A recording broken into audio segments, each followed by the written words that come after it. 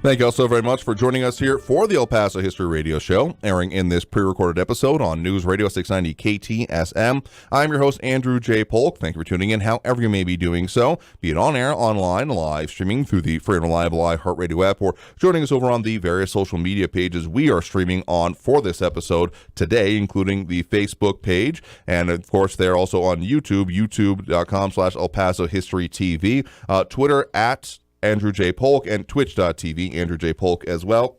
You can, of course, find us in all of those places in order to talk about the things that have been going on in the history here in El Paso, talking this week about some of the historic recipes and recreations that have been attempted as such, but also what it tells about the people, and particularly the women that were around and what they were dealing with and putting together in terms of efforts and for posterity, and kind of deference to Women's History Month as we're at the end of it, including some books that have been written and exhibits that are available to still see through the end of the month, including at the historic McGoffin Home State Historic Site. So, of course, today is Saturday, March 25th, and we're talking about all of that. And again, we also have to thank some of our partner Facebook pages, including Remember in El Paso When, because this is, of course, the place where we say Texas history begins in El Paso. We do have a history moment at the start of Hour 2 as well on the program today, hearing from documentary filmmaker Jackson Polk this week about the historic Butterfield Trail and its history in the region. So, getting into our topic for today, joining me here right now in studio, we have Joseph Longo, author and curator of that recent exhibit at the McGoffin Home, as well as Chef Rulis, head chef, owner, extraordinaire, etc., over at Rulis International Kitchen. So, thank you both very much for joining us here in studio today. My pleasure. Glad to be here. Absolutely happy to have you all on to talk about this because, I mean, trying to be cognizant of the months and the things that are being marked here as a history program is important to us, but trying to find interesting avenues into this is, well, often challenging. So when I first heard of the exhibit that you had put together and then delve further into it in the previous publications that you've done, Joseph, is fascinating to me. No, this is not it's Women's History Month, let's talk about cooking, but a way that this has been written down because, I mean, one of the things that is often talked about kind of in historical analysis and meta-analysis is how many things are then left out of the record and are not represented because they weren't great momentous events, notable people. And another phrase that comes to mind here is well-behaved women rarely make history. My wife has like a plaque in her house that says something like that, which can be taken a couple of ways, including the idea that the outrageous grabs headlines, but that also people just kind of going through their lives and everyday lives. There's a whole lot of like blank spots in history, frankly, of stuff that just was every day. And like, well, why would anyone write about this? It's just so mundane. And then we are left in the future from their perspective wondering, wait, what was that? What were they talking about? Why did no one write this down? So kind of taking these introspectives into both what everyday life was, what the complications of it were, and really what was the efforts at that time in this period is fascinating. So that's the kind of way we came about it, but that's my perspective on it. Joseph, for yourself, I mean, you've written at least one significant edited book that you have there, the El Paso Recipes from the Past for the Present, showing kind of the example on the cover there from those that are with us over on the social media seeing that presentation.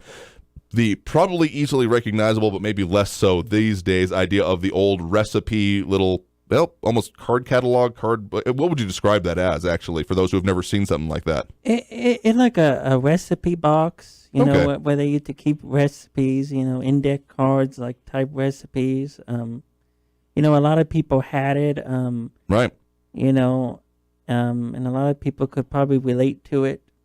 I mean, there are probably a lot of these still around, but probably increasingly less so as the idea of physical keeping of something. I mean, there's so many recipes online these days and all the criticisms that come with it, including the fact that you have to go through someone's entire life story before getting to the ingredients list, among other things. So the idea of keeping old recipes on this, like cards and recipe cards like that was a significant portion of what you were looking at and looking for when it came to at least the compilation for this particular publication, right? Yes. Yes, and then the other part of it was looking at old cookbooks and having also people emailing me recipes that they had. They had to go back. Some of them were on index cards. Some of them was, from their favorite cookbook, or they had to go and look for their family recipes, and sometimes they retyped it themselves. Okay. and and they sent it to me. So what, besides that publication, what got you interested in this subject of wanting to specifically focus on old recipes? Being kind of objectively called that, but that wasn't the reason you were looking at that necessarily, right? Well, what got me started was that I was, I was curator at the El Paso County Historical Society for 5 years. And, going through a lot of that collections, I bumped into a cookbook called How We Cook in El Paso. It was published by the local chapter of the United Daughters of the Confederacy in 1926.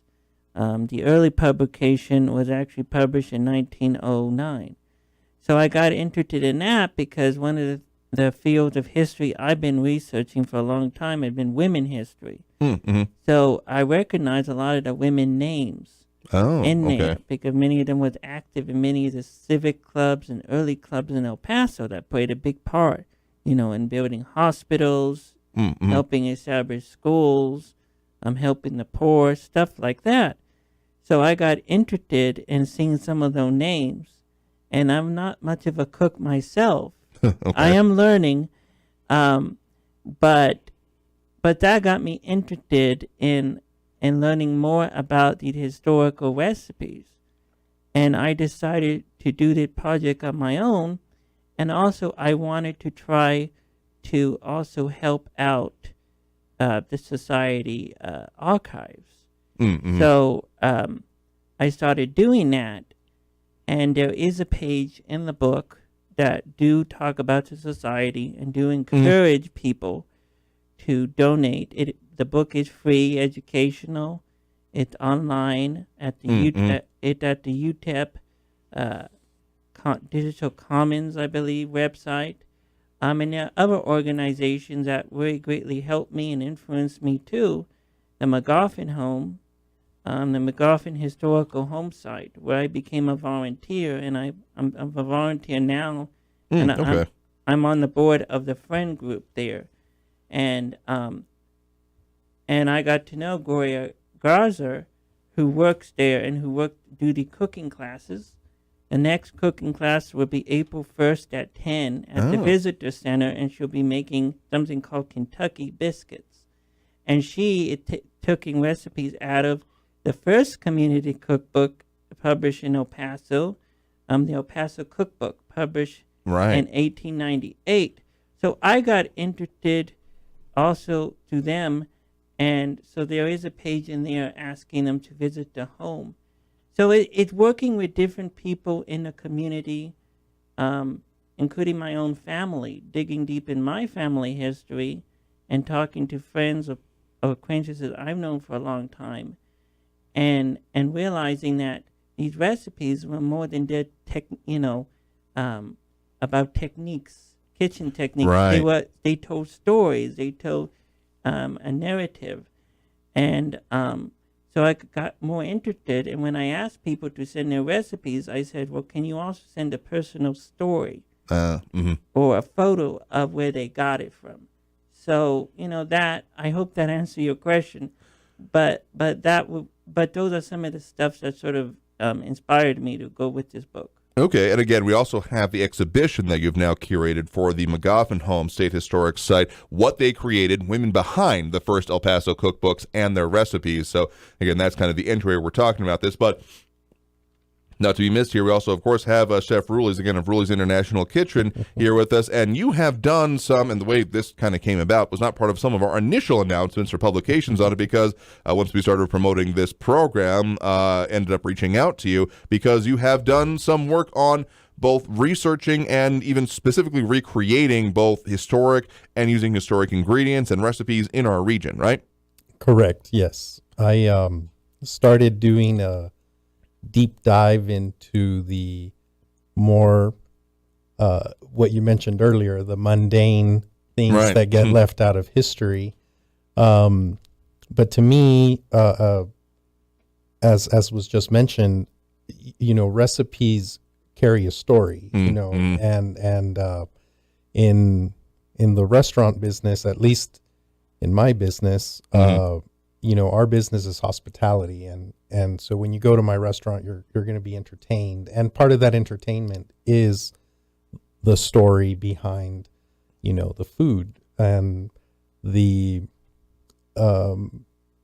reason I got into the research was funny, because it was watching all the Facebook friends that had moved out of El Paso. I'm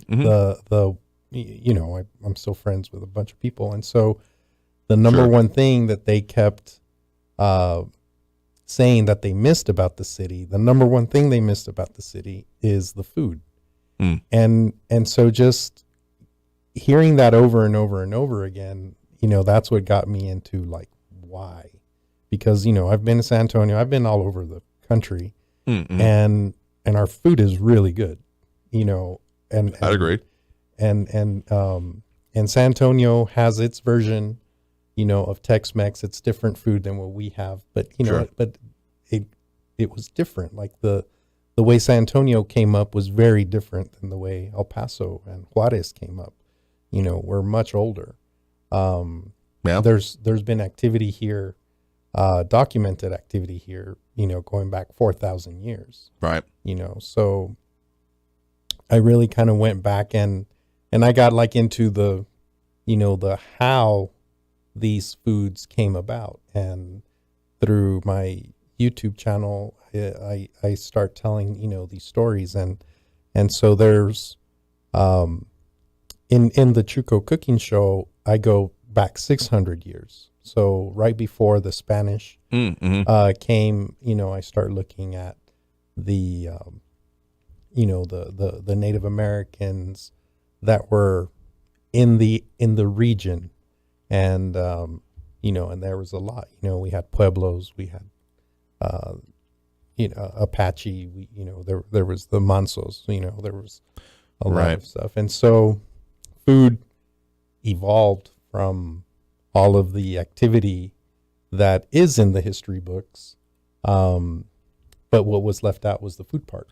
Yeah, because, everyone eats, right? So who writes about that all the time? And yet the stories about how we continue to have sustenance and survival in this region, and what people do with that, most importantly, is a very significant one. So we've been putting some images from that you've had over on, can be seen on the Chuco Cooking Show, Con Chef Rulis, over on YouTube. So we'll talk more about that, some of those recipes, but we got a lot more that we'll be delving into throughout the rest of this program. So again, joining me here in studio right now is Joseph Longo, again, author and curator of the recent exhibit, still up available right now at the McGoffin Home State Historic Site, as well as, again, Chef Rulis of Rulis International Kitchen, due for that first break of this hour already. So we're going to take that break, come back, talk more about these, some of the recipes, and kind of what they really end up showing and the stories behind them. So stay tuned. More on the El Paso History Radio Show after this break on News Radio 690 KTSM. You are listening to the El Paso History Radio Show, streaming on Facebook, where you can find archive radio programs. The El Paso History Radio Show also streams on the Facebook page Remember in El Paso When, run by Chief Administrator Barbara Gibbon-Bainey, known as BGB. Check out that page for thousands of archive pictures and videos of El Paso history. Remember in El Paso When on Facebook.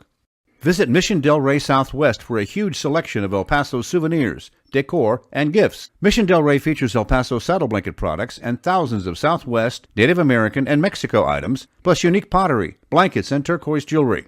Bring your family and out-of-town guests to visit Mission Del Rey Southwest's large showroom at Lee Trevino and Pelicano, and see their website at missiondelrey.com. 915-440-2140 for souvenirs, gifts, and decor.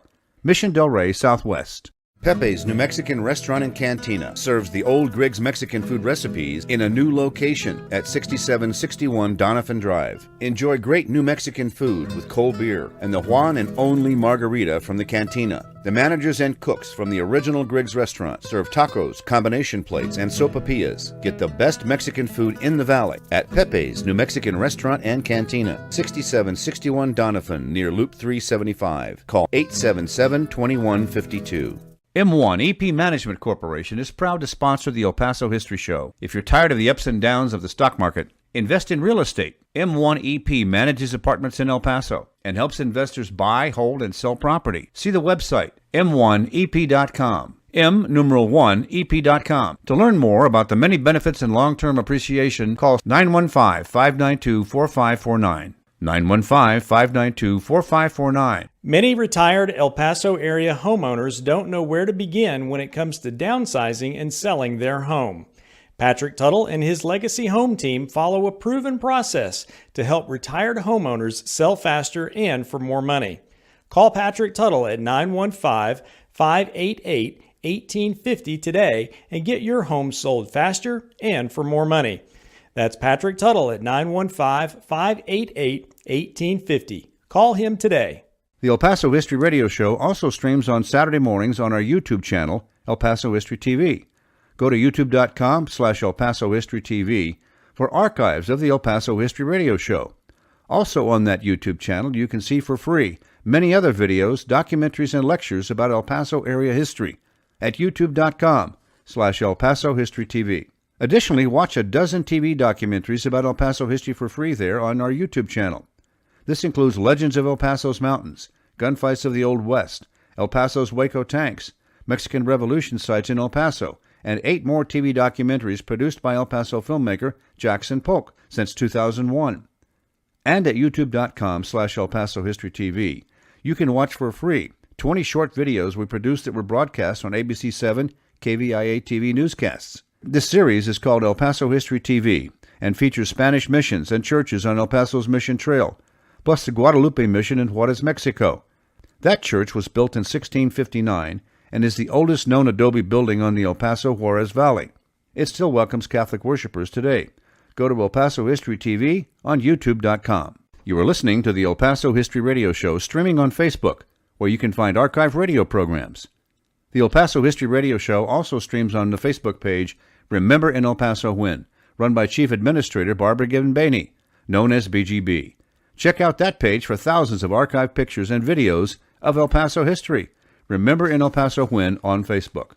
Visit Mission Del Rey Southwest for a huge selection of El Paso souvenirs, decor, and gifts. Mission Del Rey features El Paso saddle blanket products and thousands of Southwest, Native American, and Mexico items, plus unique pottery, blankets, and turquoise jewelry. Bring your family and out-of-town guests to visit Mission Del Rey Southwest's large showroom at Lee Trevino and Pelicano and see their website at missiondelrey.com. 915-440-2140 for souvenirs, gifts, and decor.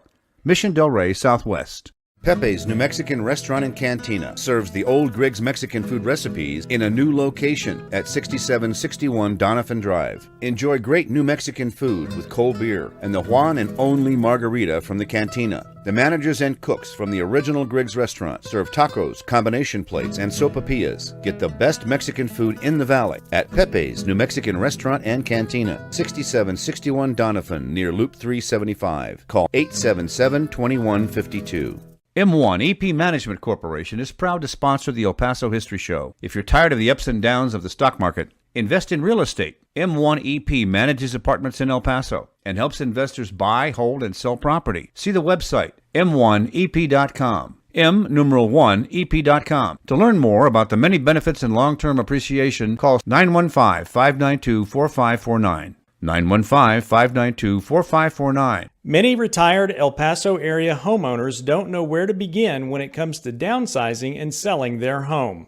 Patrick Tuttle and his Legacy Home team follow a proven process to help retired homeowners sell faster and for more money. Call Patrick Tuttle at 915-588-1850 today and get your home sold faster and for more money. That's Patrick Tuttle at 915-588-1850. Call him today. The El Paso History Radio Show also streams on Saturday mornings on our YouTube channel, El Paso History TV. Go to youtube.com/El Paso History TV for archives of the El Paso History Radio Show.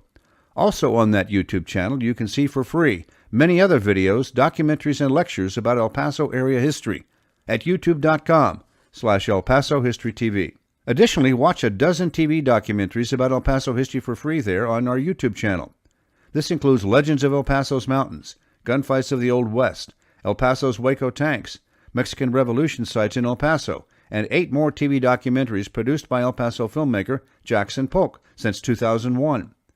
And at youtube.com/El Paso History TV, you can watch for free 20 short videos we produced that were broadcast on ABC 7 KVIA TV newscasts. This series is called El Paso History TV and features Spanish missions and churches on El Paso's Mission Trail, plus the Guadalupe Mission in Juarez, Mexico. That church was built in 1659 and is the oldest known adobe building on the El Paso Juarez Valley. It still welcomes Catholic worshipers today. Go to El Paso History TV on YouTube.com. You are listening to the El Paso History Radio Show, streaming on Facebook.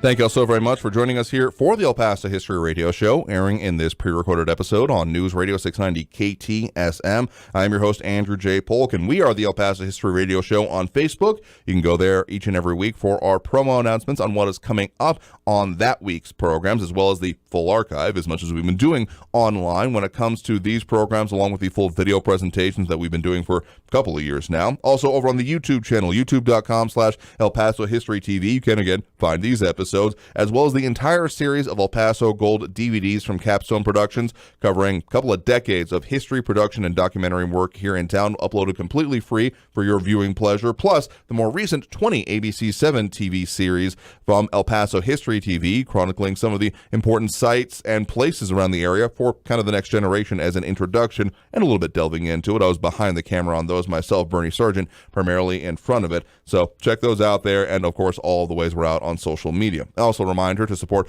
our advertisers. Pepe's Restaurant in Canutillo is open for in-house dining, 6761 Donovan Drive. I've been able to make it out there these past couple of weeks, but I will be going out there this coming weekend. So you can call Pepe's at 915-877-2152, 915-877-2152. Again, 6761 Donovan Drive, home of the Juan and only margarita. And again, keeping those great old Griggs recipes alive. New food, old recipes in their own way in this case. So kind of apropos in its own way as we're continuing our conversation here with, again, Joseph Longo, the author of El Paso Recipes from the Past for the Present, as well as, again, Chef Rulis Gonzalez with Rulis International Kitchen. So when it comes to the way that you ended up putting together this book, I mean, it does serve as, and people can find this online. We'll post up the link to it because it's completely available right now over at the scholarworks.utep.edu. So we'll post the link, but if people just want to find it, go to, again, Scholarwork, SCHOLARWORKS.utep.edu, and search up yourself, Joseph Longo, LONGO, and they'll be able to find it, right? Yes, correct. And so it's the full thing, and they can both download it as well as just click through it on the site there, as I'm actually doing as we're mentioning about this. And so you have it laid out in kind of, as opposed to other publications we were mentioning, like this older one that I've got the version of, and that we also popped the picture of the El Paso cookbook from 1898. This one is a little... Can be tricky. Let me just put it this way: the reprint of the history. So this is not an original. This is a reprint of the original that was done some years ago.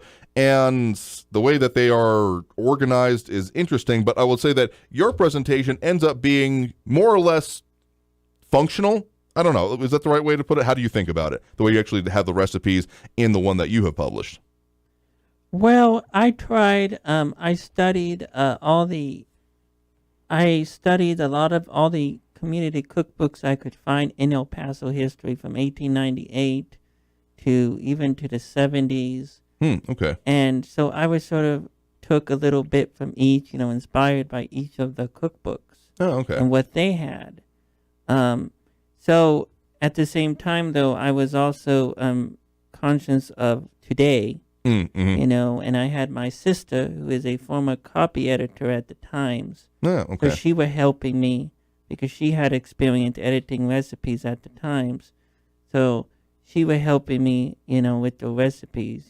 My mom too. Oh, these are sound too old. You have to make them sound a little so people today. But yeah. So I think looking at all the cookbooks, influence how I put the cookbook together. Right. So again, essentially some translation going on. Like, yes, technically in English, though I'm sure some of the ones you're also looking at in Spanish. So literal translation, but then also time-wise translation going on, and how you move from what was available and the techniques available at that point in time to what we can do now. Yes. And how we think about it now, such as the hell is a pinch when it comes to an actual measurement, besides like, okay, you have a pinch, but what if you got big fingers? Like those kind of things, like in translating that into how do you actually do it now when we have like temperature measurement that is more accurate as opposed to, say, just a really hot oven or things like that. Yeah, and I had, I had those sections where I had current recipes, and then I had a section by itself that have historical recipes. So, and they're from 1898 to 1949. Mm-hmm. And some of them, as we got to the recipes in the 50s and the 40s, because that when they started to have more, I think the electric oven became more common, and temperatures and standardization and more precise kind of, things became more common. That became easier.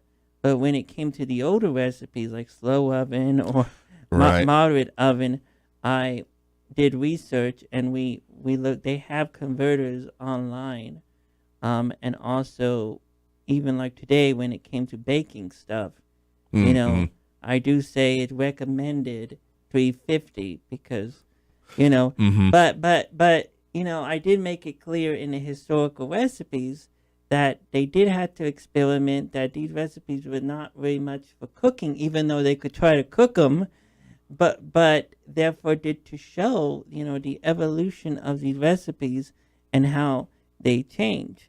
And that's why I chose to segregate these recipes into its own section from the other recipes people could do, because, I know they're difficult. Yeah, you have to do a lot of research, experiment, practice.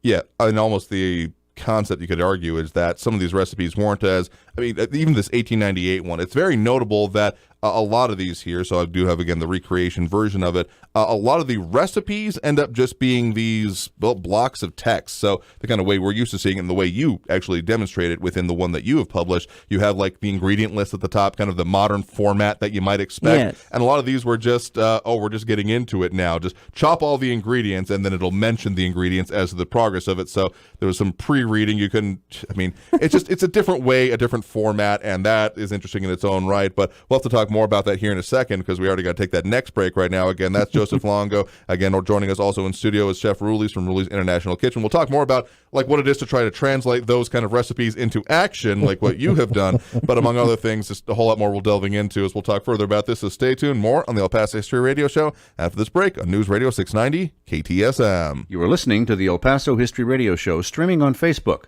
where you can find archived radio programs.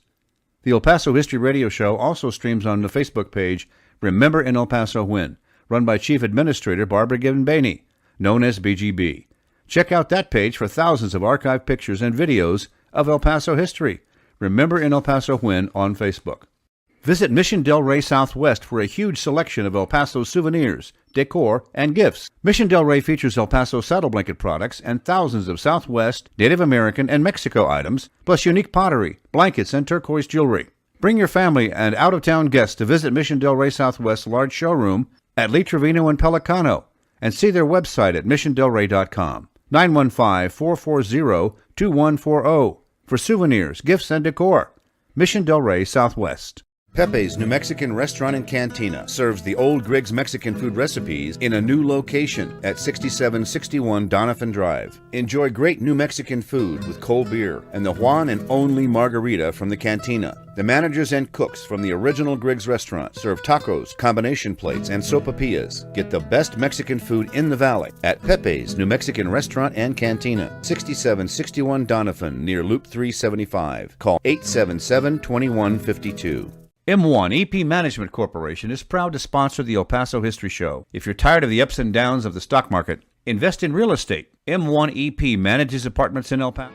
Thank you all so very much for joining us here for the El Paso History Radio Show, airing in this pre-recorded episode on News Radio 690 KTSM. I'm your host, Andrew J. Polk. At this point, I'd like to mention some of our other great partners in promoting different aspects of El Paso's history, particularly the parts you can get out and about and explore into, including, of course, the great group over at Celebration of Our Mountains. They're doing some revamping, branching out, and returning to their roots, all these tree-related activities going on, including that they're going to be starting up in April April. The last Thursday is each month, returning to their monthly meetings at Ardovino's Desert Crossing. So last Thursday each month, 7 p.m., starting in April. And if you want to reach out to them with their particularly new president of the board there with Philip Goodell, it's philipgoodell43@gmail.com. That's philipgoodell43@gmail.com to find out about events, find out what's coming up, or be a part of the organization. Again, a great group over at Celebration of Our Mountains. But again, joining us here in studio right now is, of course, Joseph Longo, author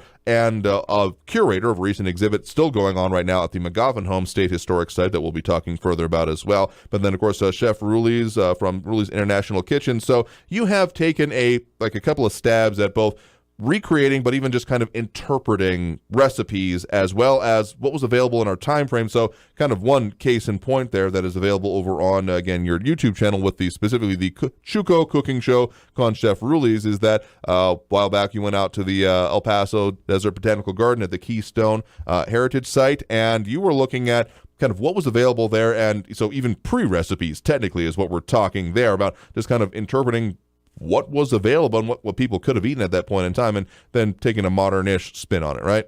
Definitely. That was one of the most fun times that I had recording those videos. But there's so much history in that little, acreage of land. And, sure. And it's a true treasure because it takes you back to what the region used to look like, before everything. Before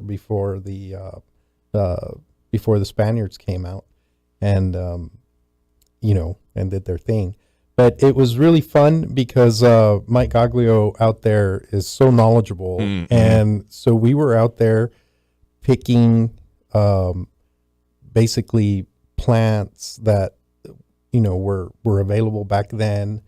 And in that episode in particular, I just kind of put everything together, kind of thinking the way that how would have it been done, a few thousand years ago. And so it was a lot of fun to do that. And you start to put yourself in kind of that mindset. So ever since I was a little kid, I loved cooking with fire. I was in the Boy Scouts and all that. And so we started, cooking in pouches, but basically on coals. Sure. And it was a very primitive way of cooking. But some of those primitive ways are still used in modern day kitchens. Sure. So like cooking in the foil pouches, right. In cuisine, there's a technique called empapillo, which is, you put usually fish and you wrap it in paper and you cook it in the paper. And so those are very old techniques that are still being used today. And then obviously cooking with open fire. Sure. At the restaurant, we cook on a wood-fired brick oven. And so when we were, talking about, heat and things like that, you just, cooking was more interactive back then because you literally had to, keep your eye on the fire. Right. And it was very, you had to use all your senses. And so that's the trick, like when they started writing down these recipes, when they talk about don't let it get too hot, well, what is too hot? Yeah, like what does that mean? If you put your hand on it and it burns your hand, is that too hot? But of course, it wouldn't. There's more that comes to it. So yeah, definitions like slow, moderate, fast oven, too hot. I mean, you got to think about it, particularly at the time frames when these recipes, when those kind of phrases come from. What's available in town is a lot of wood-fired stoves, kind of that. Think about the functional version for cooking anyway, of like the potbelly stove that I think a lot of people have this Old West, old miners camp or, saloon idea of. And like those certainly were around as well. Those were primarily for heating, but then the version that had like the flat top and then the holes in it for the pots is what's available. And so it was the feeding of the fire and how I guess it's kind of a almost onomatopoeia way of saying like how much of a roar is there from the fire. Those kind of things is one of the ways of definition. But again, monitoring it and keeping a hold of it, there was a lot more like just experience that almost couldn't be taught without doing it on hand at that point in time. Exactly. Yes, you have to. You know, when my mother used to cook, she hated giving recipes. It was pulling teeth trying to get some recipes out of her, because they use that. They're like, oh, well, it's just a pinch. Oh, it's just, a good handful. Yeah. Right. And so, one time I actually had one of the guys just follow her around and, whatever the pinch was, I'm like, just have her put a pinch in your hand and then measure it, and then that's how we found out, well, she's using about a teaspoon.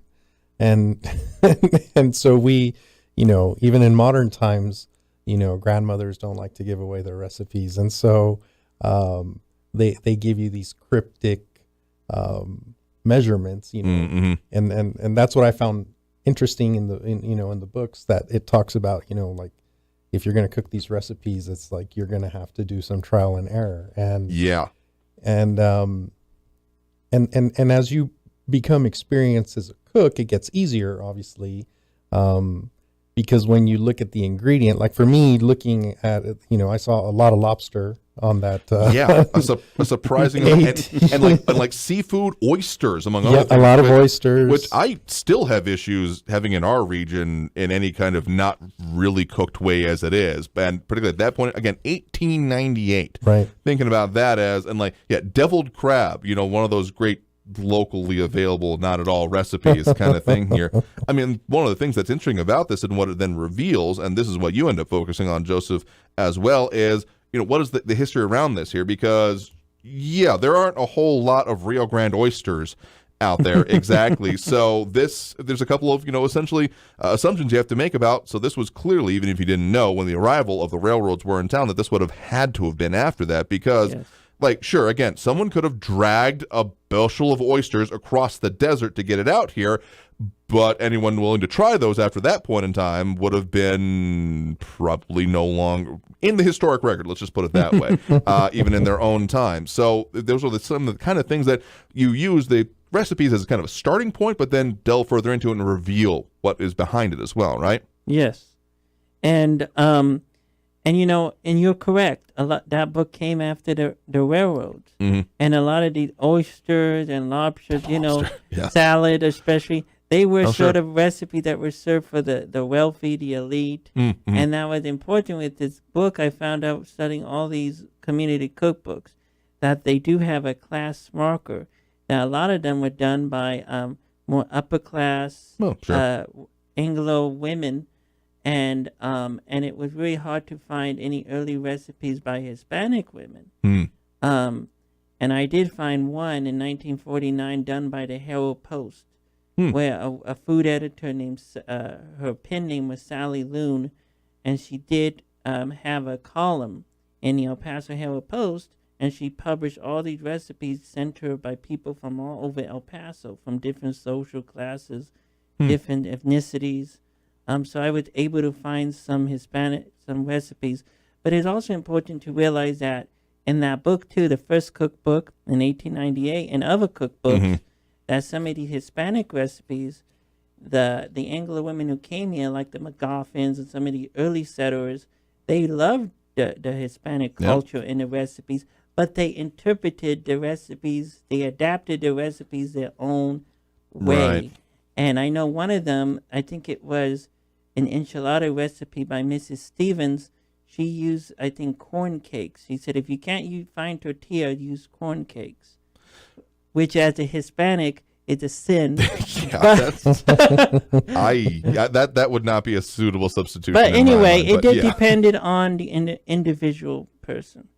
It's true here. And I mean, there is a section, particularly at the back, even of that 1898 one, like calabaza con queso, that is pretty basic. And there's it's notably like shorter descriptions that come out if you're like a torta de cebolla, among other things, buñuelos. There's a lot of stuff that is in there and is available, but again, the interpretation and kind of reading between the lines and behind the lines, even on what's available in history, is fascinating. So I don't want to end this segment without missing out the recipe that you were talking about that you ended up making when it came to the locally available stuff there. So we had mentioned that what you were out there, Chef Rulis, with the episode that you did of the Chuco Cooking Show, you ended up using cattails, Right. saltbush, and nopal, basically to end up making an interpretation of a nopal salad, right?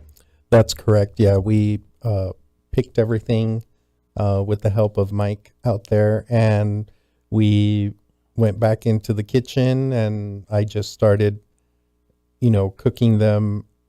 Cooking the nopales on a grill to I didn't have an open fire grill for that particular segment, but Okay. but we cooked them over the grill and cut them up, and then we used some lime juice, and some salt, and so some very basic ingredients. We have the salt flats, heading out Oh, east. sure. Mm-hmm. And actually, Native Americans are the only ones that are allowed to harvest any rice and any salt from those salt flats right now. And it's it's just like cool.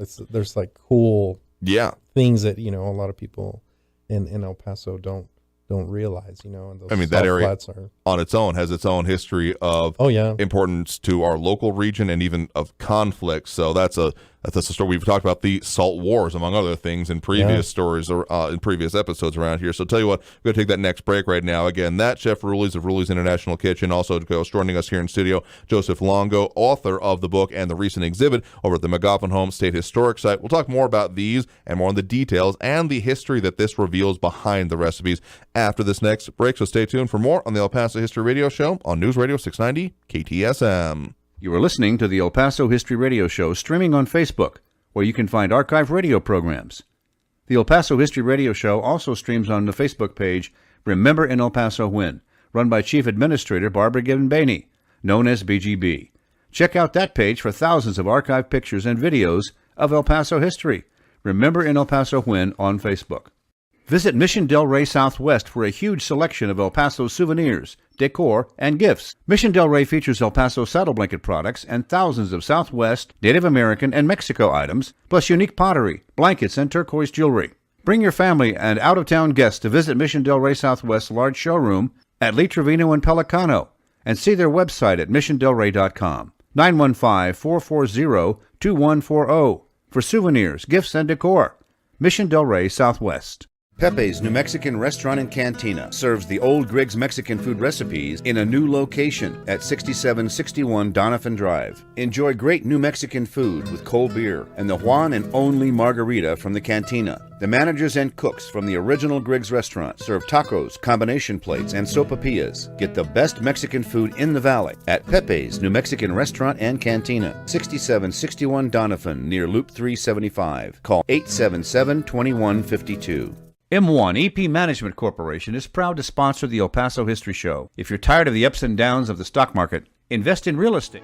Thank you all so very much for joining us here for the El Paso History Radio Show, airing in this pre-recorded episode on News Radio 690 KTSM. I am your host, Andrew J. Polk. Some of our other great partners in talking about different aspects of El Paso's history. Rick Kern's music podcast, Talk and Rock Radio. You can go to Talk and Rock, that's Talk A-N-D, rockradio.com to find him. Some of his recent and ongoing episodes, such as with Joey D about the peppermint twist and still rocking it, among other things. So a lot of history and remembrances of performances and music in our region from all aspects of it, and even what's still going on in some cases. So again, talkandrockradio.com for that music podcast. But again, joining us here in studio studio right now. Joseph Longo, author and curator of the recent exhibit over at the McGoffin Home State Historic Site, and, of course, Chef Rulis with Rulis International Kitchen. So, Joseph, in the research of the book here, and, of course, everything that goes on into it, the stories behind it are one of the major reasons that we're discussing this right now and what it reveals about both the history of our region and particularly the women that ended up putting this together. Among other things, the other book that we were talking about, the historic publication, the one that's been reprinted from 1898, was put together by the Ladies Auxiliary for the YMCA. So that's kind of an interesting way of, okay, so it was a women-based organization for the Young Men's Christian Association, among other things. But then when it comes to your book, I feel like we'd be very remiss if we're talking about a cookbook, and sure, the stories behind it, if we didn't mention at least a recipe or two out of it that you either like or have made by yourself here, or at the very least, that is more intriguing to you. So if there's a couple that you would want to mention from the one that you have put together, what comes to mind? Well, there was a lot of historical recipes that I looked through and I found interesting. There was in the 1898 book that is in my book is Mrs. McGoffin, Octavia McGoffin, white cake. Oh, okay. And that was really good because I think I was at the class where they made it, and also another dish. Some of the other recipes I liked was, of course, the recipes that my mom and my aunts made, like chicken falters, enchiladas. The food I grew up with, and again, it was sort of hard because some of them were like, they didn't really do recipes too. Some of it were like, okay, the recipe changed. I had one of my grandmother wouldn't give me her recipe because she said, well, it keeps changing. It's not, Okay. But yeah, so there were a lot of family recipes, like the Mexican recipes I grew up with, rice, really different from the kind of restaurants I went to. But also from my dad's side, my grandmother was Irish and English. Okay. She had that from New Jersey, and then my grandfather was Italian, and he was son of Italian immigrants from up east, and he was a chef. He was a cook in the army, and he died before I was born. But also I had an old notebook from my grandmother. And they had recipes like for divinity fudge, popovers, good stuff like that. So I enjoyed sort of going into that and explaining, because in the book too, each recipe I try to do research on the food, on the recipe, how it came about, like tortillas, like how some of these dishes came about, and but I think a lot of the historical recipes that I really found interesting were from the McGoffins, because again, I was in a lot of the cooking classes. I got to talk to the people who really cooked to them, and of course, I also we didn't have time to test all the recipes. Sure. But there was particularly one me and my mom made called strawberry bread, and I just want to note that some of these recipes I got, I go to the bookstores, Goodwill, the UTEP bookstore, and sometimes they have recipes on the floor, on the shelves, and you don't know where these recipes came from. And there were particularly these recipes by Helen Ward, and I don't know who Helen Ward is, and there was a lot of Helen Wards, and so I dedicated a book to her, even though I didn't know who she was, because, a lot of these, I use a lot of her recipes. But again, I think there were really no favorite recipes in the book that I liked. Going through the research and all the recipes. And I hope I answer your question. I mean, there's a lot in there. I mean, it's 180 pages. Yeah. And again, we're going to post the link to it so people can see it for themselves over on our Facebook here along with it. But again, that's Joseph Longo here. We mentioned some of the recipes, but the fact that you mentioned the McGoffin home, we're going to delve even more into that in that second hour here. So again, Joseph Longo, author of the book, as well as that exhibit, the McGoffin Home State Historic Site. And again, joining us, of course, also Chef Rulis with Rulis International Kitchen. We got to end up getting towards the top of the hour here right now. So we're going to be back back at the start of the next hour to talk further about this and a whole lot more about what these stories, cookbooks, and things around them reveal about El Paso history. So stay tuned for more on the El Paso History Radio Show after this break and the top of the hour news on News Radio 690 KTSM. You are listening to the El Paso History Radio Show streaming on Facebook, where you can find archive radio programs. The El Paso History Radio Show also streams on the Facebook page Remember in El Paso When, run by Chief Administrator Barbara Gibbon-Bainey, known as BGB. Check out that page for thousands of archived pictures and videos of El Paso history. Remember in El Paso When on Facebook. Visit Mission Del Rey Southwest for a huge selection of El Paso souvenirs, decor, and gifts. Mission Del Rey features El Paso saddle blanket products and thousands of Southwest, Native American, and Mexico items, plus unique pottery, blankets, and turquoise jewelry. Bring your family and out-of-town guests to visit Mission Del Rey Southwest's large showroom at Lee Trevino and Pelicano and see their website at missiondelrey.com. 915-440-2140 for souvenirs, gifts, and decor. Mission Del Rey Southwest. Pepe's New Mexican Restaurant and Cantina serves the old Griggs Mexican food recipes in a new location at 6761 Doniphan Drive. Enjoy great New Mexican food with cold beer and the one and only margarita from the cantina. The managers and cooks from the original Griggs restaurant serve tacos, combination plates, and sopapillas. Get the best Mexican food in the valley at Pepe's New Mexican Restaurant and Cantina, 6761 Doniphan, near Loop 375. Call 877-2152. M1 EP Management Corporation is proud to sponsor the El Paso History Show. If you're tired of the ups and downs of the stock market, invest in real estate. M1 EP manages apartments in El Paso and helps investors buy, hold, and sell property. See the website, m1ep.com. M1ep.com. To learn more about the many benefits and long-term appreciation, call 915-592-4549. 915-592-4549. Many retired El Paso area homeowners don't know where to begin when it comes to downsizing and selling their home. Patrick Tuttle and his Legacy Home team follow a proven process to help retired homeowners sell faster and for more money. Call Patrick Tuttle at 915-588-1850 today and get your home sold faster and for more money. That's Patrick Tuttle at 915-588-1850. Call him today. The El Paso History Radio Show also streams on Saturday mornings on our YouTube channel, El Paso History TV. Go to youtube.com/El Paso History TV for archives of the El Paso History Radio Show. Also on that YouTube channel, you can see for free many other videos, documentaries, and lectures about El Paso area history at youtube.com/El Paso History TV. Additionally, watch a dozen TV documentaries about El Paso history for free there on our YouTube channel. This includes Legends of El Paso's Mountains, Gunfights of the Old West, El Paso's Waco Tanks, Mexican Revolution sites in El Paso, and 8 more TV documentaries produced by El Paso filmmaker Jackson Polk since 2001. And at youtube.com/El Paso History TV, you can watch for free 20 short videos we produced that were broadcast on ABC7 KVIA TV newscasts. This series is called El Paso History TV and features Spanish missions and churches on El Paso's Mission Trail, plus the Guadalupe Mission in Juarez, Mexico. That church was built in 1659 and is the oldest known adobe building on the El Paso Juarez Valley. It still welcomes Catholic worshipers today. Go to El Paso History TV on youtube.com. You are listening to the El Paso History Radio Show streaming on Facebook, where you can find archive radio programs. The El Paso History Radio Show also streams on the Facebook page Remember in El Paso When, run by Chief Administrator Barbara Gibbon-Bainey, known as BGB. Check out that page for thousands of archived pictures and videos of El Paso history. Remember in El Paso When on Facebook.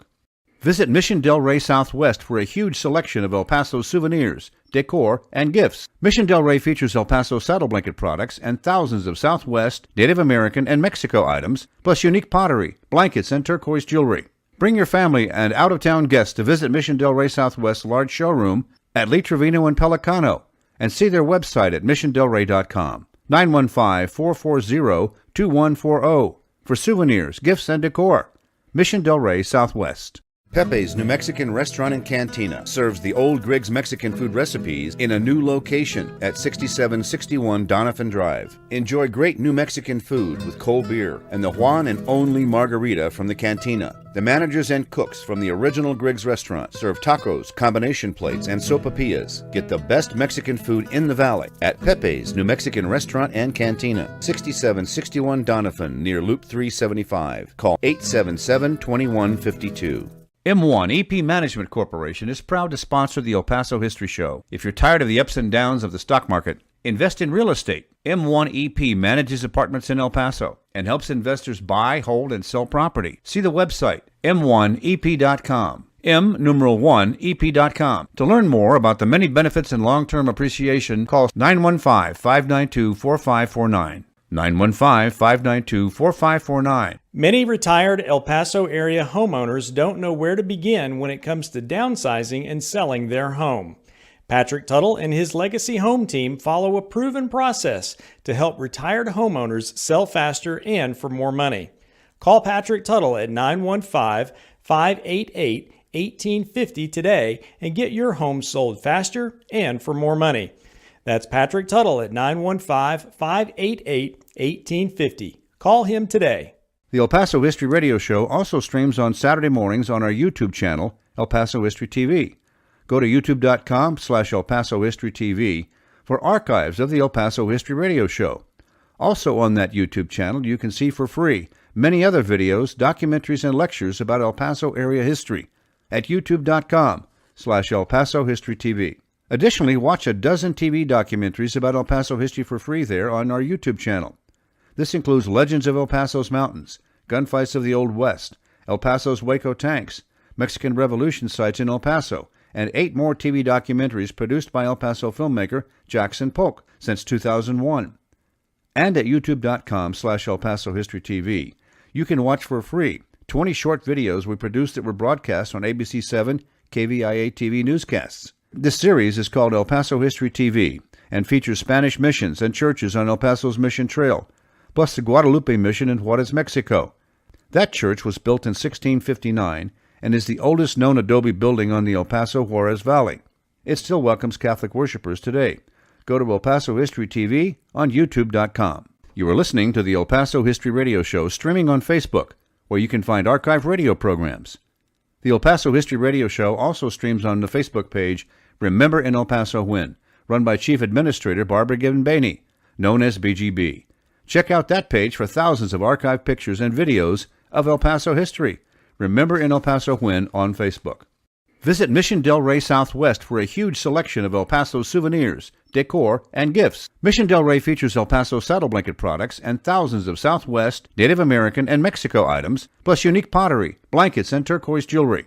Thank you all so very much for joining us here for the El Paso History Radio Show, airing in this pre-recorded episode on News Radio 690 KTSM. I am your host, Andrew J. Polk, continuing on with our guests, talking about historic El Paso recipes and what they reveal about the history, and particularly the people behind them, and some of the early women's history here in our region. But starting off hour 2 of the program, as we usually do, with a history moment from documentary film producer Jackson Polk, talking this week about the Butterfields Trail history in our region. The Butterfield Overland Mail operated from September 1858 until March 1861. Twice a week, the mail and passenger stage service traveled from St. Louis, Missouri, through El Paso to San Francisco, California. The distance from St. Louis to San Francisco was 2,795 miles, probably the longest route of any system using horse-drawn conveyances in the history of the United States. In 1857, an act of Congress authorized a mail contract calling for transporting letter mail twice a week in both directions, using 4-horse coaches or spring wagons suitable for passengers. Each trip was required to be within 25 days. The mails went through almost without exception in the time allowed. The contract was for $600,000 per year, in addition to receipts for passengers and express, and it went to John Butterfield and Associates. In 1858, the route extended from San Francisco to Los Angeles, then by Fort Yuma and Tucson, Arizona to Franklin, Texas, now present-day El Paso. The Butterfield Overland Mail Company made El Paso its midpoint on the route from Missouri to California. That helped El Paso become known to the rest of the country. Business was so good, the company built El Paso's first two-story building on the southeast corner of El Paso and Overland Streets. For 40 years, the Overland Stage Office was the largest building in El Paso. In addition to mail, the Concord coaches had room for 5 or 6 passengers, and at times more were crowded in. The fare averaged $200 one way. Passengers were often armed and ready to meet attacks by marauders, and generally endured the ordeal of the trip without rest. Stage service on the southern route ended in March 1861, when an agreement was made to modify the contract and move the route north out of Texas. I'm Jackson Polk with this history moment for the El Paso History Radio Show. Also, at this point, we'd like to mention some of our other great partners in El Paso history work, particularly Barbara Given Bainey, operator of the great Facebook group Remember in El Paso When. Go there for archive pictures galore. More than 34,000 members and growing as of last check. But please remember, these administrators have worked hard in researching photos with our history attached. So when you use their photos, they do ask that credit be given to their site. And again, a lot of credit to be given to particularly Chief Admin Owner and Historian Barbara Given Bainey, affectionately known as BGB, but then, of course, also admins Rick Duncan, Rick Nahara, Margaret D. Smith, Jim Gerber, and moderators Ben Vincent and Dan Graves. They're always looking for a few more good hands and eyeballs in order to help them with that work, and keeping such a large group on task and on track is no mean feat indeed. So if you're interested in joining or becoming a part of their moderation staff, reach out to them. Again, remember, the Facebook group, Remember in El Paso When.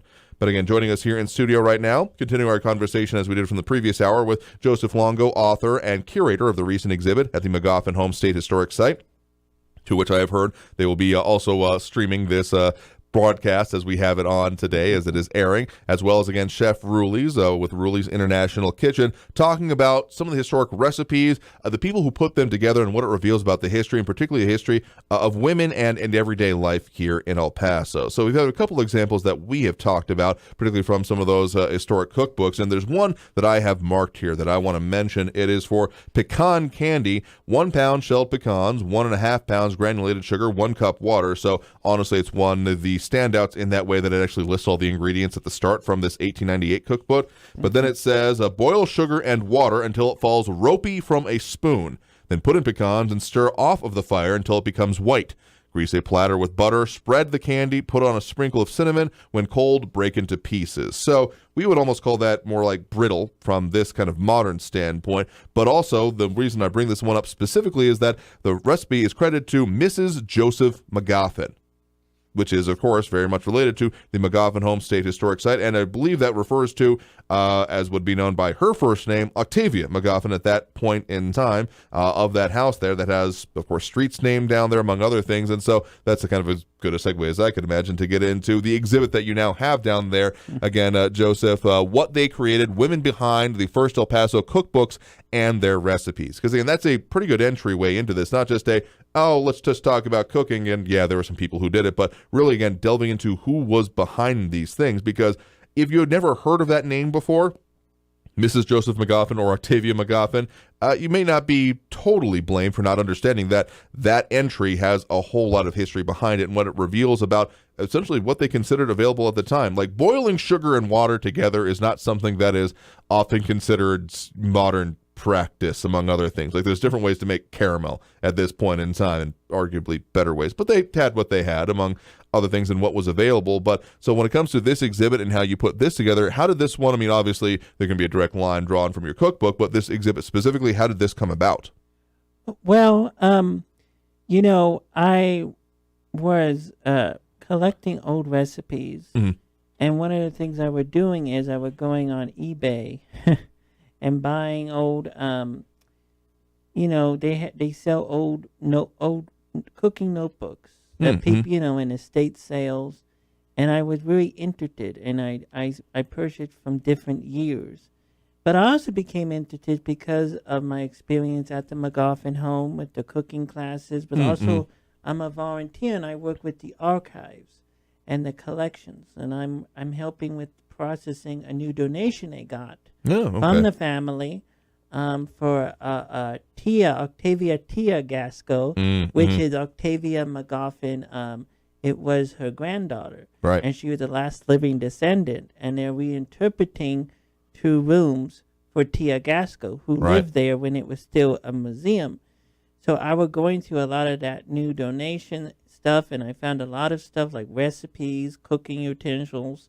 Mm-hmm. And then I also worked with the new director there, Danielle Bazette, and we went and I did suggested an idea because she wanted to do more exhibits, and I said, well, you have a lot of cooking things. I mean, the cooking program here is pretty strong. Yeah. So we decided to do that, and a lot of the tools in there come from the collection. Some of it came from me, some of it came from her. But so there are a lot of cooking utensils over the years. I tried to find ones from different years, including the 70s. Okay. Did to show and then try to pair them up with the different recipes. The different recipe books. Found old cookbooks. Like the one from the Junior League in the 70s, which is a famous one. Mm-hmm. And also I try to include stories of not just the McGoffin women, but the different women who are behind it as well. Right. So we have we use a lot of things like a tortilla press. Mm-hmm. There was a cookbook that had an old recipe from El Paso on tortilla 1903. So we put that together. We have an old we have apron, what women would have worn at that time. Really, so I tried to really show, and also this was a chance for putting some of the new donation from Tia, including her typewriter. There were some type recipes that we had there. So it was my attempt to try to tell a story, and focusing on the recipes and on the women and on the evolution of the recipes. Because one of the things I talk about when we had the opening, sure, and I have in the labels, was talking about the evolution of recipe writing, which started off really like narrative. It's narrative writing, because a lot of the early women writers, they wasn't cooks. They did the best they could. They wrote the best they could. Okay. They wasn't cooked, and also, of course, measurements wasn't standardized back Right. then. So they did the best they could, but also some of the recipes were including that list of ingredients, because a lot of them assumed you already knew how to cook. Right. So that's what I tried to do. I wanted to show the evolution of ingredients, talk about McGoffin, but talk about some of the other women, but also have people really interact with the exhibit and show different. That's why I wanted to show different tools and different things from even up to the 80s, so people could feel a sense of nostalgia and they could connect with the exhibit. Absolutely. So we got some of the pictures we've been popping up from the exhibit, again, currently available at the McGoffin Home State Historic Site, what they created, the women behind the first El Paso cookbooks and their recipes. And this is open through the end of the month, right? Correct. So still got a chance, even if you're just hearing about this now, about it. And so we have some of the examples of what you have displayed out there, including some of those old cooking notebooks and things like that. And then the implements are particularly fascinating to me. This image here, kind of from the middle of the case on what they created, showing what could be argued to be recognizable, and yet some may be just a little bit out of reach for someone who hasn't looked at it here. So Chef Rulis, you yourself as being, a functional cook here, I mean, are some of these things recognizable? Like I think there's one that people may see more often than not when it comes to like one of those oldery cheese graters, but some of them here, let me give you a bigger version of the picture so that you can see it as well. I mean, there's like a potato masher. That one seems pretty obvious, but when it comes to things such as what the heck this thing is here, it almost looks like a fly swatter, but with a like wire handle on it there. What would be your interpretation of what that is from like a modern cooking standpoint? That looks like a spiner. A spiner? So yeah, something like to pull things out of liquids, like boiling liquids, if you want to. Oh, okay. Is that more or less accurate? Yeah, it had to do with soup. Yeah. Okay. Yeah. So some things are recognizable, so that's a good way to do it. And then there's like an egg slicer, and again, there's some things that are more or less recognizable within the entire case there. And again, this can be seen down there now. So some of these things go through. I mean, the whole, a lot of boiling things would have been a popular cooking technique at that point in time. So we'll talk more about what it takes to consider, again, recreating recipes like this as you've done from other eras, even before, the archaic or prehistory period. But again, this exhibit available right now. So really, I guess when people go down there, Joseph, what do you hope people get like a sense of when it comes to when they look over the span of this? Well, I do hope people, of course, learn something,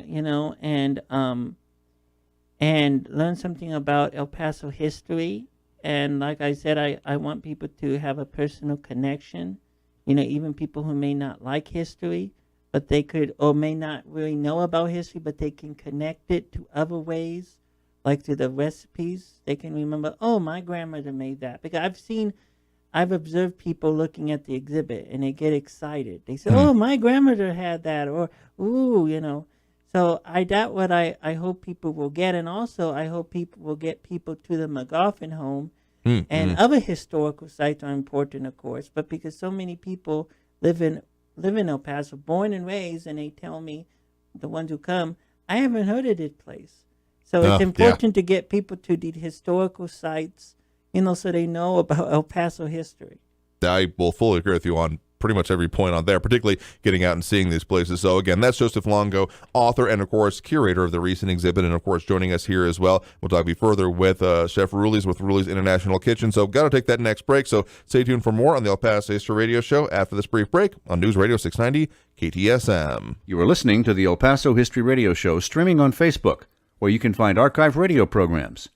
The El Paso History Radio Show also streams on the Facebook page Remember in El Paso When, run by Chief Administrator Barbara Gibbon-Baney, known as BGB. Check out that page for thousands of archived pictures and videos of El Paso history. Remember in El Paso When on Facebook. Visit Mission Del Rey Southwest for a huge selection of El Paso souvenirs, decor, and gifts. Mission Del Rey features El Paso saddle blanket products and thousands of Southwest, Native American, and Mexico items, plus unique pottery, blankets, and turquoise jewelry. Bring your family and out-of-town guests to visit Mission Del Rey Southwest's large showroom at Lee Trevino and Pelicano, and see their website at missiondelrey.com. 915-440-2140 for souvenirs, gifts, and decor.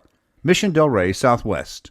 Pepe's New Mexican Restaurant and Cantina serves the old Griggs Mexican food recipes in a new location at 6761 Donovan Drive. Enjoy great New Mexican food with cold beer and the Juan and only margarita from the cantina. The managers and cooks from the original Griggs restaurant serve tacos, combination plates, and sopapillas. Get the best Mexican food in the valley at Pepe's New Mexican Restaurant and Cantina, 6761 Donovan, near Loop 375. Call 877. Thank you all so very much for joining us here for the El Paso History Radio Show, airing in this pre-recorded episode on News Radio 690 KTSM. I'm your host, Andrew J. Polk. Well, of course, want to tell you what got coming up for you next week on the program. Next week, we're going to be joined by Max Grossman, as well as former state senator Jose Rodriguez, when we talk about the history going on, with history in our area, as there are some changes when it comes to the actual soon-to-be former Tro Society and the rollout that's going to be happening with Preservation Texas getting an actual office in our region. So we'll also be talking with some officials, including, I believe, the executive director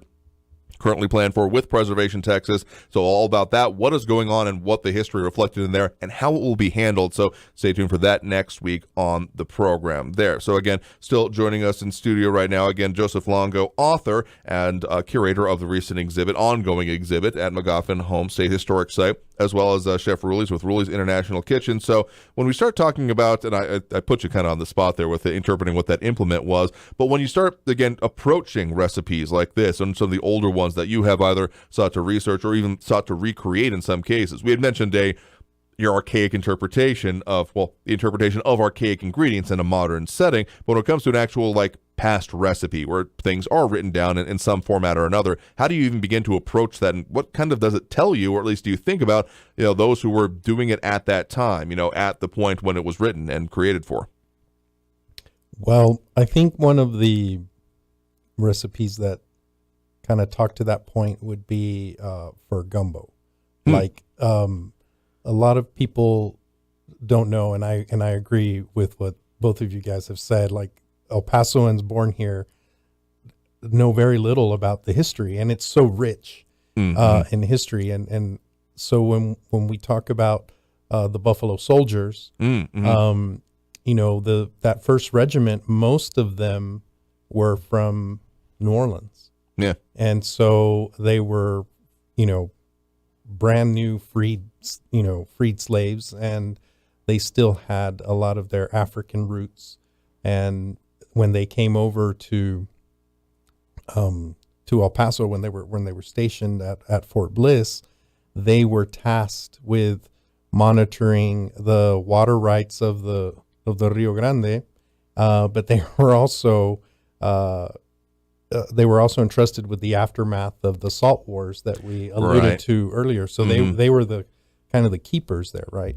And the ingredient there that is interesting are crawfish, because we hear crawfish and we just immediately go to New Orleans, you know. Sure. And that's where the ingredient really is popular.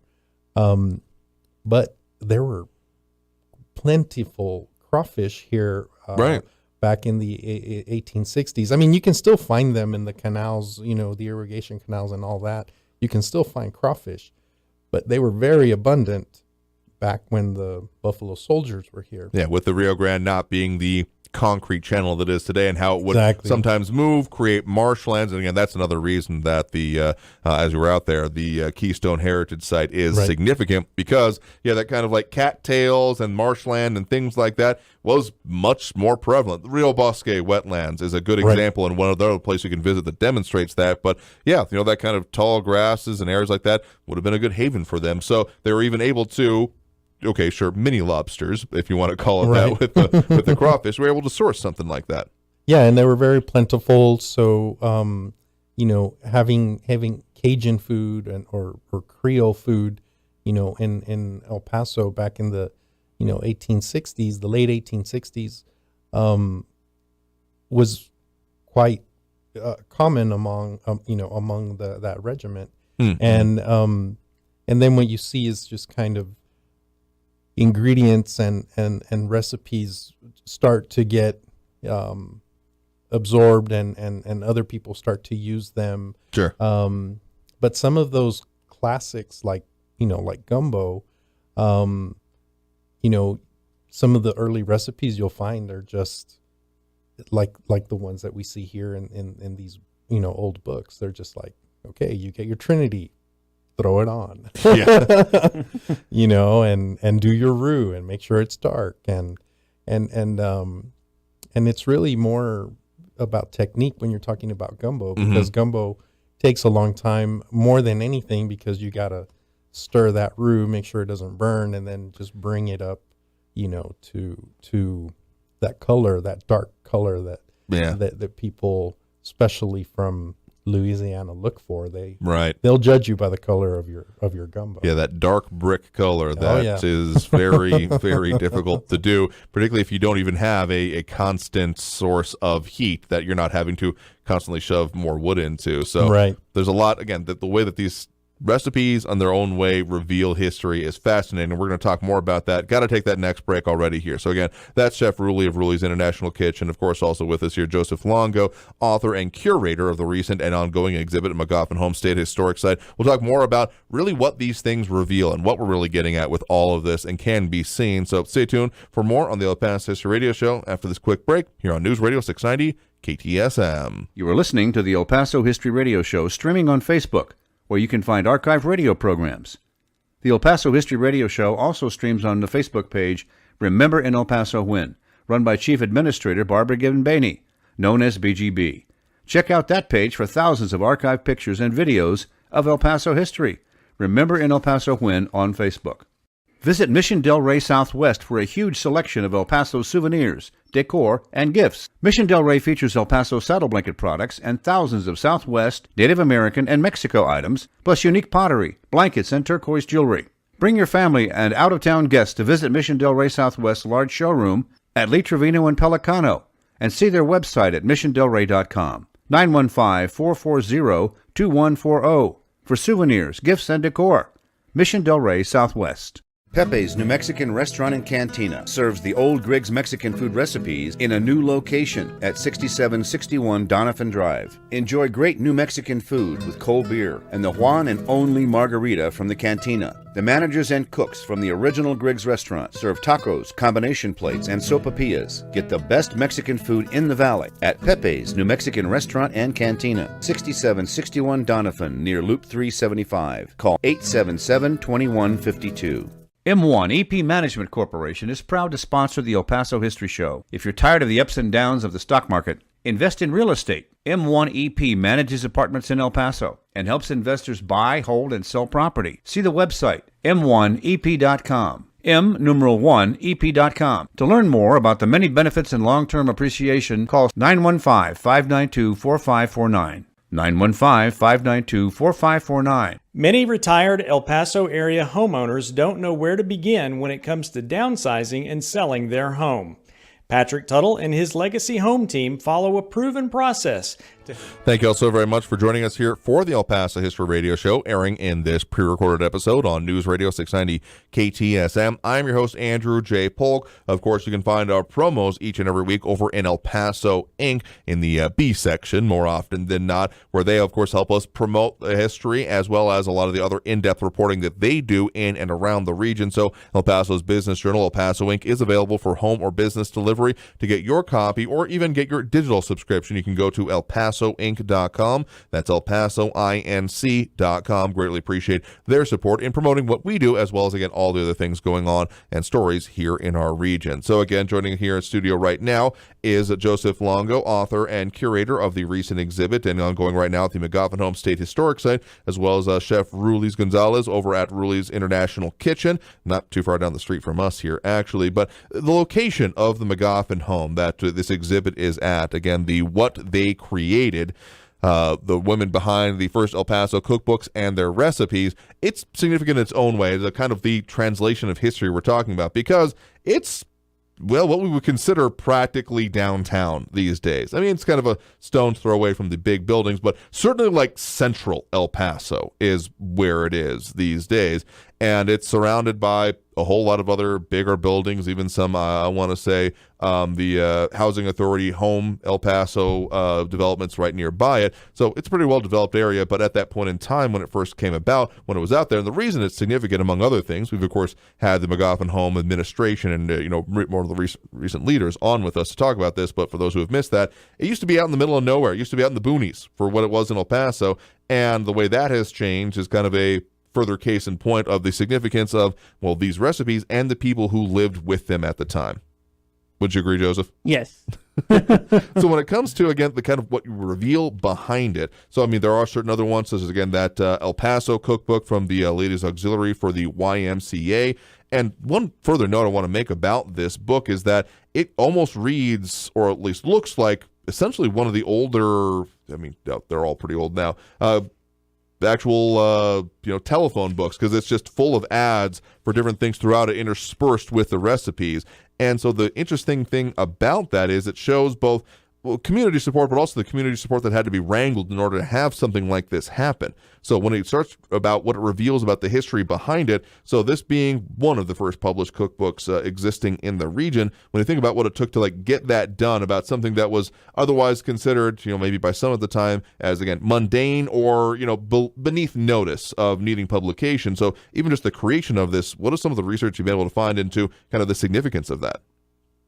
Well, I do know that, the first community cookbook, in the United States, we go back to the 1860s during the Civil War. And it called a poetic cookbook. And it was done by the woman who was raising money. They were doing the Civil War for the Sanitarian Commission. They were setting up Sanitarian Commission because they wanted to create more hospitals and more health care for Union soldiers. And they ended up, the first cookbook ended up sort of very similar way, the 1898 cookbook. And all the cookbooks around the country came. And over the year, they had alliteration, like poetry, they used verses, but they also were able to use advertisements. and it was a Right. way to make money as well. But this whole practice of the community cookbook with its economic model that was created by women that is still going strong today. And that is really fascinating to me. But what it said about, about the women in El Paso around that time, and it just shows the changing, the involving, how El Paso had changed, but you were talking about the McGoffin home. Sure. They used whatever in the beginning before the railroad came. They were subsistence farmers. They relied on what they grew. They had a pig, they had a cow, and like many El Pasoans, they did really relied on what they could find. And it wasn't until the railroad came along, where they could, improve the transportation of food. And that really changed things, and the railroad really did change El Paso, and the McGoffin home, when it was first built, was on the, like you were saying, on the outskirts of town. Yeah. At that point, El Paso had really grown up to downtown, but a lot of the wealthy and prominent people did live in that area, area McGoffin. It wasn't until further development, of course, that they moved to other addition like the Sunset Heights. But it really explained to how really you didn't have a lot of the technologies you had today. And it also goes back to this discussion we had about the ovens and the wood ovens. So what they had to make use of what they had back then. And also, if you go and read a lot of the books about women who traveled here, especially like Susan Shelby McGoffin, and all the difficulties and really things they had to make when they're cooking, while traveling. So I don't, I hope I answered your question the best I could, but I think it just shows really, really the kind of women, pioneer women, who were here. And I'm not just talking about, some people, when you say pioneer women, they think, oh, it's the Anglo women, but I think women were here who did really had to adjust to being here in El Paso, which would really, I wouldn't say would nowhere, but it would further from civilization. So they really had to adjust to. Absolutely. And particularly like the railroads, I mean, the factors and figures I've seen is that within a decade that El Paso had grown from roughly 1,000 to roughly 10,000. So like by an order of magnitude just from that impact here. And it's very interesting that you mentioned about poetry and other inclusions there from that, again, 1898 cookbook and the reprinting of it here. The preface, I'm going to quote from it directly. In compiling this cookbook, it has been our endeavor to have it be only such recipes that has been tested by competent persons. Give them a fair trial, and we are sure you will be amply repaid for your trouble. And then you also have a print of this in your book as well, and they mention it here, the recipe for writing poetry, which starts with boil it down, make it short and crisp and snappy, boil it down, and it goes on in that fashion for a while here. So there is both, culture, not even just between the lines, but included directly with it. And this was a way of sharing that at that point in time, among other things. And of course, that continues in a whole lot of ways. I think we either mentioned it in last segment or off air about how, particularly Chef Rulis, there are some techniques that are even still used these days, such as whether people still have a comal or even just a cast iron or even just the gas stove and what that means for tortillas, among other things in our region. I mean, I learned that when I was very young by going over to a friend's house and seeing the freaked out me a little bit at first. Wait, you're just putting the tortilla on the fire? What are you doing? No, it's going to burn. But that's the kind of techniques and ways things get passed on. Right. Exactly. Yeah. No. The old techniques, the old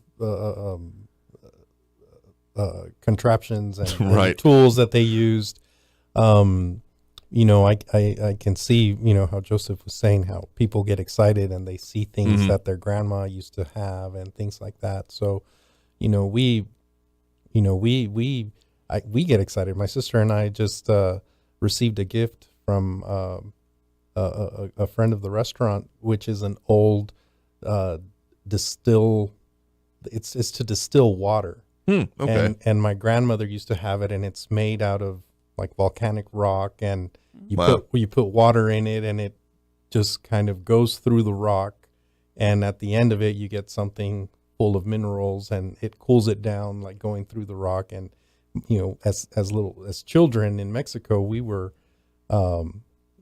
running outside, walk inside, and we'd get that fresh water and that taste, and and it just created those memories for us, Wow, and so we went back 40 years, and we were living our childhood, when you look at those old things that are still useful today. So a lot of the old techniques, some of them got modernized, Sure. and some other ones are just, I think they're just still real fun to cook with. I still prefer cooking with wood fire. I cook more than pizzas on the wood oven. We've cooked whole pigs in there. We've cooked, Oh, wow. Okay. a lot of things. It's a lot of fun. Grilling with open fire. And women were the ones that traditionally were tending those fires. I mean, they were the ones that did that, just because the way humanity came up. The men were hunting, and the women were the ones that were taking care of the trove, that the hunters would bring in, and they were the ones that were cooking, and so it was a communal thing also. Sure. Native Americans, they were cooking for the tribe. They weren't just cooking for themselves. Yeah, of course. And so it was a way for community to be built, the process of cooking and things like that.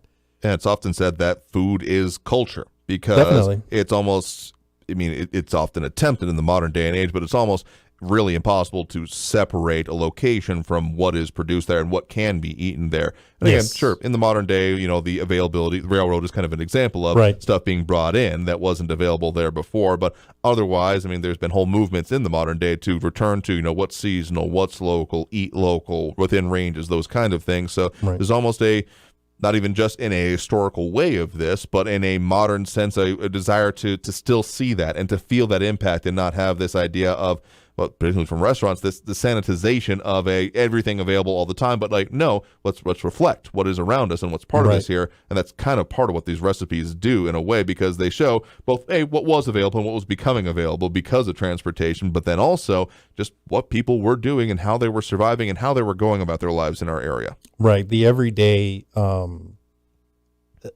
everyday food, I think obviously, going through that old cookbook, lots of oysters and lots of seafood and Front and things center, like among other that. things. Yeah. Yeah. And I think that a lot of people, like, one of the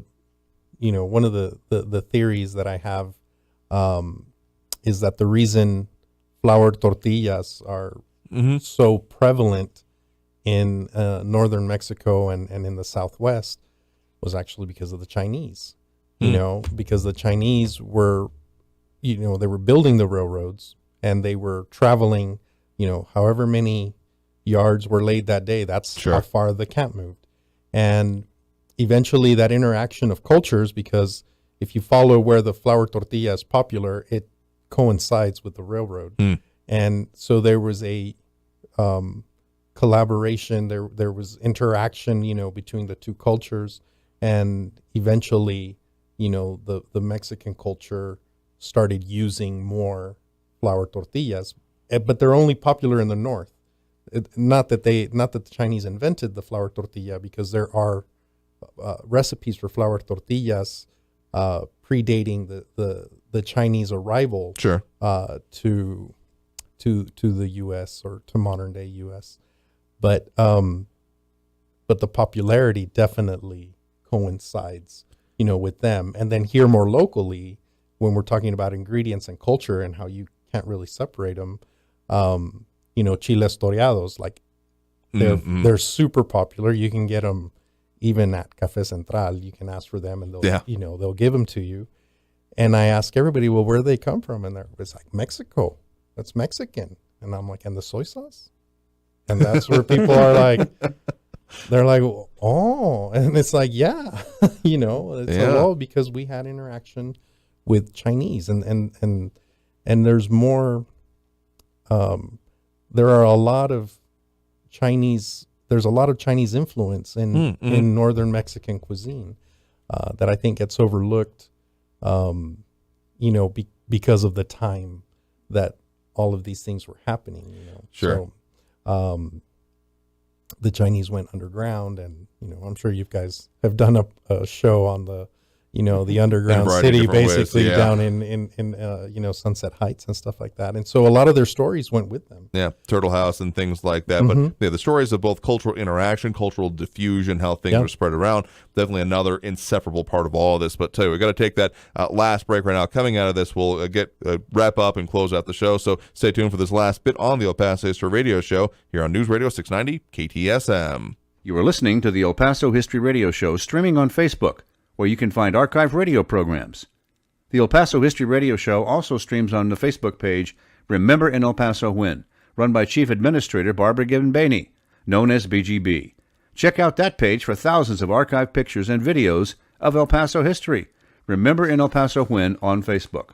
Visit Mission Del Rey Southwest for a huge selection of El Paso souvenirs, decor, and gifts. Mission Del Rey features El Paso saddle blanket products and thousands of Southwest, Native American, and Mexico items, plus unique pottery, blankets, and turquoise jewelry. Bring your family and out-of-town guests to visit Mission Del Rey Southwest's large showroom at Lee Trevino and Pelicano, and see their website at missiondelrey.com. 915-440-2140 for souvenirs, gifts, and decor. Mission Del Rey Southwest. Pepe's New Mexican Restaurant and Cantina serves the old Griggs Mexican food recipes in a new location at 6761 Donovan Drive. Enjoy great New Mexican food with cold beer and the one and only margarita from the cantina. The managers and cooks from the original Griggs restaurant serve tacos, combination plates, and sopapillas. Get the best Mexican food in the valley at Pepe's New Mexican Restaurant and Cantina, 6761 Donovan, near Loop 375. Call 877-2152. M1 EP Management Corporation is proud to sponsor the El Paso History Show. Thank you all so very much for joining us here for the El Paso History Radio Show, airing on News Radio 690 KTSM. I've been your host, Andrew J. Polk. And again, of course, joining us here in studio have been Joseph Longo, author and curator of the exhibit at the McGoffin Home State Historic Site, as well as Chef Rulis Gonzalez with Rulis International Kitchen. So we've talked a lot about the history, and even there's more than we've been able to get to here. Like, I would almost be remiss if I didn't at least mention the Harvey girls and some of their impact on cuisine and availability at this time frames around here involving the railroad system. So there's even more than I've been able to get to here within these couple hours, talking about these recipes and what they reveal about the people and particularly the women behind them and surrounding them and involved in our region. So with the exhibit that is, again, still going on through the end of the month at the McGoffin Home State Historic Site, we mentioned a little bit what you hope people get out of it, but when it comes to this just subject in general and your study of it, what do you hope that really people take away from this, kind of going now and into the future and kind of still remembering these recipes and, again, the people behind them? Well, one of the things is that I think the importance of women with these these community cookbooks and the recipes. These cookbooks did offer a way for women back, especially in 1898, when a lot of women were not allowed to go to college. They had limited opportunities, but a lot of these cookbooks, which was operated through women organizations, offer a way for these women to get together, collaborate, sort of have an intellectual outlet. And also sort of tell their stories and sort of tell their message in a way, because, back then it was women belong in the home. Sure. But these offer opportunities, there's suffrage cookbooks as well. So these offer opportunities for women to be able to be involved and tell their stories while not getting out of that, role,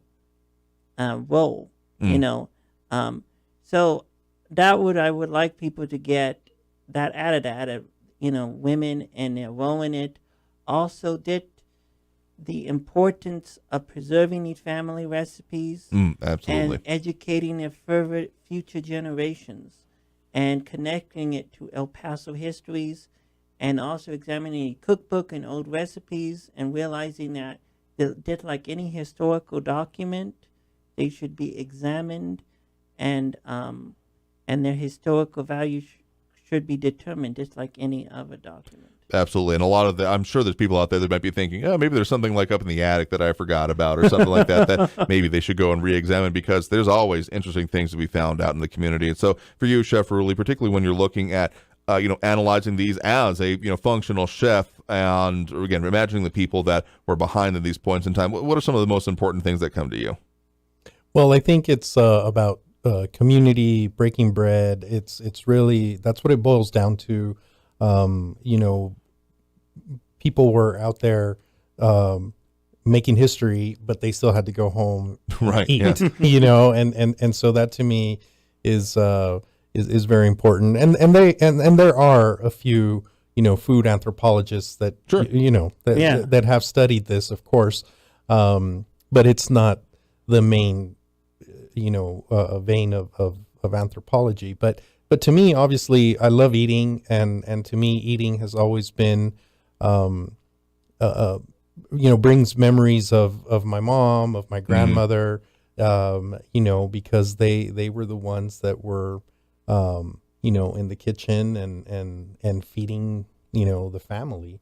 And when holidays came around, it was, the moms and the grandmas getting together, and I tried. I mean, it's funny because my mom and I really didn't cook together until after I opened the restaurant. Because she was, very traditional Mexican, and so I was supposed to be kind of following my dad's footsteps and not necessarily the kitchen, right? But Okay. but I love food, and more than food itself, I love that it brings people together, and breaking bread to me is just, one of the ways to build community and, build relationships. And I mean, even when I was, in the corporate world, we took clients out to dinner, because that's where business got done, over a meal. Over with business, culture, and all those things here. So that's going to about do it for us for today. So again, joining us here, that Chef Rulis with Rulis International Kitchen, as well as, again, Joseph Longo, author and curator of the exhibit going on right now at McGoffin Homestead Historic Site. So be sure to check that out. We'll also post up the link to his previous work on there. So thank you very much for both joining us here today to talk about all these aspects and what they reveal about El Paso history and the people behind it. Thank you. Thank you. And thank you so very much for joining us here for the El Paso History Radio Show. I've been your host, Andrew J. Polk. Back next week, 10 to noon, here on News Radio 690 KTSM on Saturday. Have a great weekend, y'all.